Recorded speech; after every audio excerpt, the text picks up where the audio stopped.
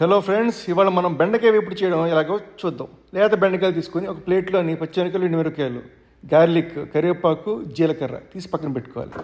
అదేవిధంగా బెండకాయలని సన్నగా కట్ చేసుకోవాలి. సన్నగా కట్ చేయాలి. కట్ చేసుకుని బెండకాయలు పక్కన పెట్టుకొని అదేవిధంగా ఒక ముగ్గురు తీసుకొని అందులో ఆయిల్ వేసుకొని ఆయిల్ వేడెక్కిన తర్వాత జీలకర్ర వేసుకోవాలి. జీలకర్ర వేసుకొని అది చిటపటలాడిన తర్వాత ఆ తర్వాత గార్లిక్ వేసుకోవాలి.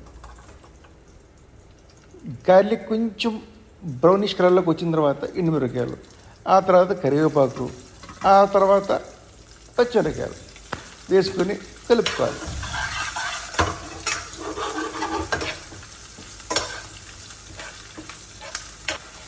తర్వాత ఇంకేముంది, బెండకాయ కట్ చేసిన ముక్కల్ని అందులో వేసుకొని మిక్స్ చేసుకోవాలి. తర్వాత కొంచెం పసుపు, తర్వాత కొంచెం కారం, సరిపడినంత ఉప్పు. కారం గట్టిగా తినేవాళ్ళు అయితే కొంచెం ఒక చెంచా ఎక్స్ట్రా వేసుకోవచ్చు, తప్పేమీ లేదు, బాగుంటుంది. మళ్ళీ కలుపుతారు. రెడీ. అద్భుతమైన బెండకాయ వేపుడు రెడీ. రసంలోకి తింటే అమృతం అంటే అమృతమే.